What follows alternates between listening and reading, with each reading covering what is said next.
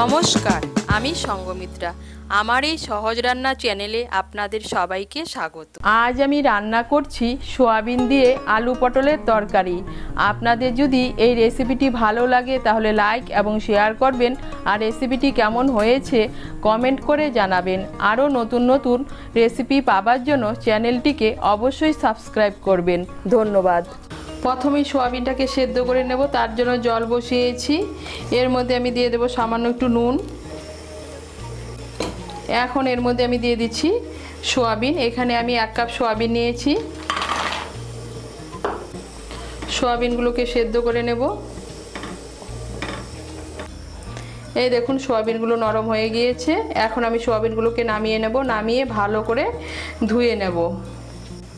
রান্নাটা আমি সাদা তেলে করছি, আপনারা চাইলে সর্ষের তেলেও করতে পারেন। তার জন্য প্রথমে কড়াইতে দিয়ে দিচ্ছি সাদা তেল। তেলটা গরম হলে প্রথমে এর মধ্যে আলুগুলো ভেজে নেব। তেলটা গরম হয়ে গিয়েছে, এর মধ্যে আমি আলুগুলো ভেজে নিচ্ছি। এখানে আমি 2টো মাঝারি সাইজের আলু নিয়েছি। আলুগুলোকে আমি টুকরো করে কেটে নিয়েছি।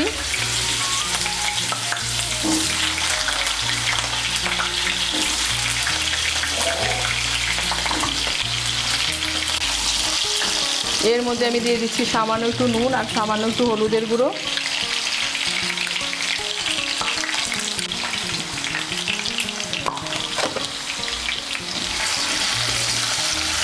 নুন আর হলুদের গুঁড়োটাকে মিশিয়ে নেব।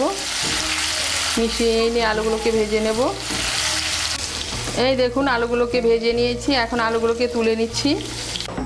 এই তেলের মধ্যে পটলগুলো ভেজে নেব। এখানে আমি 250 গ্রাম পটল নিয়েছি। পটলগুলোর হালকা খোসা ছাড়িয়ে টুকরো করে কেটে নিয়েছি। এর মধ্যে আমি দিয়ে দেবো সামান্য একটু নুন আর সামান্য একটু হলুদের গুঁড়ো।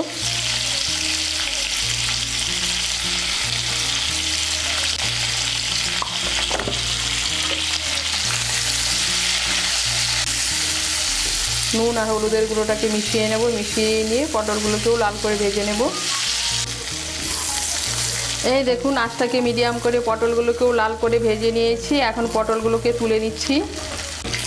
কড়াইতে যে তেল আছে এই তেলের মধ্যে আমি সোয়াবিনগুলো ভেজে নেব। আমি সোয়াবিনগুলোকে ভালো করে জল দিয়ে ধুয়ে নিয়েছি।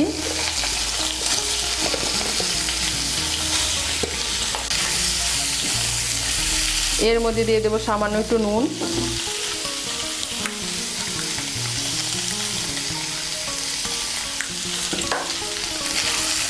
নুনটাকে মিশিয়ে নেব। মিশিয়ে নিয়ে সোয়াবিনগুলোকে একটু ভেজে নেব। এই দেখুন সোয়াবিনগুলোকে লাল করে ভেজে নিয়েছি। এখন আমি সোয়াবিনগুলোকেও তুলে নিচ্ছি। কড়াইতে দিয়ে দিচ্ছি আরও 1 বড় চামচ সাদা তেল। তেলটা গরম হলে এর মধ্যে দিয়ে দেবো একটা তেজপাতা। তেলটা গরম হয়ে গিয়েছে, এর মধ্যে আমি দিয়ে দিচ্ছি একটা তেজপাতা। দিয়ে দিচ্ছি একটা শুকনো লঙ্কা। দিয়ে দিচ্ছি গোটা গরম মশলা। গোটা গরম মশলার মধ্যে নিয়েছি 3টে এলাচ, 2টো লবঙ্গ আর 2 টুকরো দারচিনি। এলাচের মুখগুলো একটু ফাটিয়ে দিয়েছি। আর দিয়ে দিচ্ছি 1/2 ছোটো চামচ গোটা জিরে। ফোড়নটা দিয়ে একটু নাড়াচাড়া করে নিয়ে এর মধ্যে দিয়ে দেবো পেঁয়াজ কুচি। এখানে আমি দিয়ে দিচ্ছি একটা বড় সাইজের পেঁয়াজ কুচি।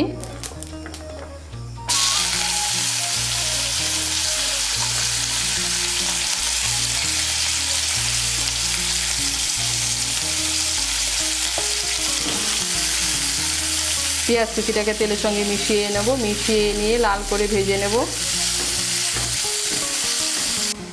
এই দেখুন পেঁয়াজ কুচিটাকে লাল করে ভেজে নিয়েছি। এখন এর মধ্যে আমি দিয়ে দেবো রসুন বাটা।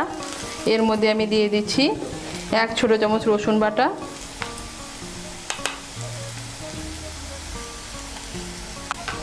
রসুন বাটাটাকে মিশিয়ে নেব তেলের সঙ্গে। মিশিয়ে নিয়ে একটু ভেজে নেব। রসুন বাটাটাকে মিশিয়ে নিয়ে একটু ভেজে নিয়েছি। এখন এর মধ্যে দিয়ে দেবো আদা বাটা। এর মধ্যে আমি দিয়ে দিচ্ছি 2 ছোটো চামচ আদা বাটা।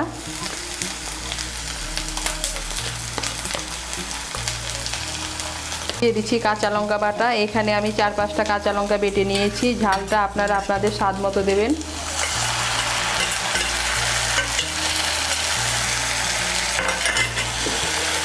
আদা বাটা আর কাঁচা লঙ্কা বাটাটাকে মিশিয়ে নেব।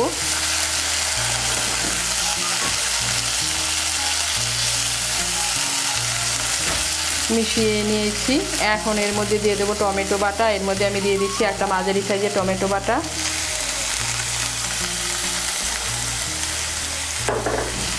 টমেটো বাটাটা একটু মিশিয়ে নেব। মিশিয়ে নিয়েছি। এখন এর মধ্যে দিয়ে দেবো জিরে বাটা আর ধনে বাটা। এর মধ্যে আমি দিয়ে দিচ্ছি 1 বড় চামচ জিরে বাটা আর ধনে বাটা। দিয়ে দিচ্ছি হলুদের গুঁড়ো। এর মধ্যে আমি দিয়ে দিচ্ছি 1 ছোট চামচ হলুদের গুঁড়ো। দিয়ে দিচ্ছি কাশ্মীরি লঙ্কার গুঁড়ো। এর মধ্যে আমি দিয়ে দিচ্ছি 1 ছোট চামচ কাশ্মীরি লঙ্কার গুঁড়ো। এটা ঝাল হবে না, কালারের জন্য দিচ্ছি।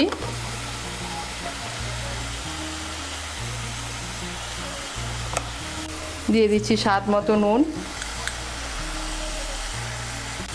আর দিয়ে দিচ্ছি মশলার বাটিগুলো ধুয়ে সামান্য একটু জল।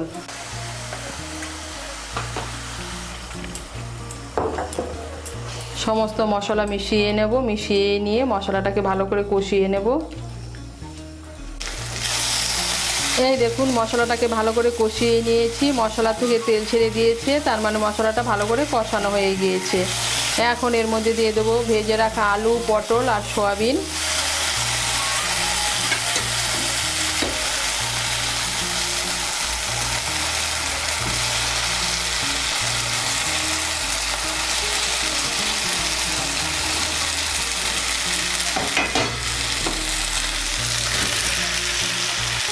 আলু, পটল, সয়াবিনগুলোকে ভালো করে মিশিয়ে নেব। মশলার সঙ্গে মিশিয়ে নিয়ে আর একটু কষিয়ে নেব। এই দেখুন আলু, পটল আর সয়াবিনগুলোকে মশলার সঙ্গে একটু ভালো করে কষিয়ে নিয়েছি। এখন এর মধ্যে দিয়ে দেবো জল। আপনারা যেরকম ঝোল খেতে পছন্দ করেন সেই অনুযায়ী জল দেবেন। এর মধ্যে আমি দিয়ে দিচ্ছি 2 কাপ গরম জল।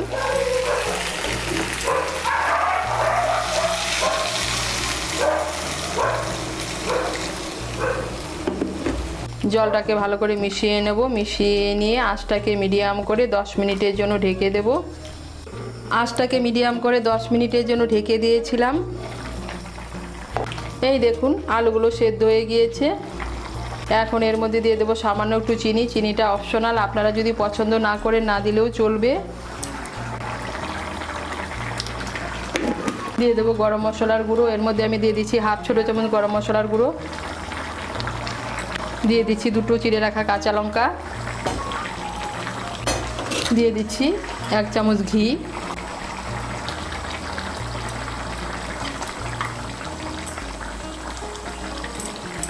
ঘি আর গরম মশলার গুঁড়োটাকে মিশিয়ে নেব। মিশিয়ে নিলেই তৈরি আলু পটল দিয়ে সোয়াবিনের তরকারি।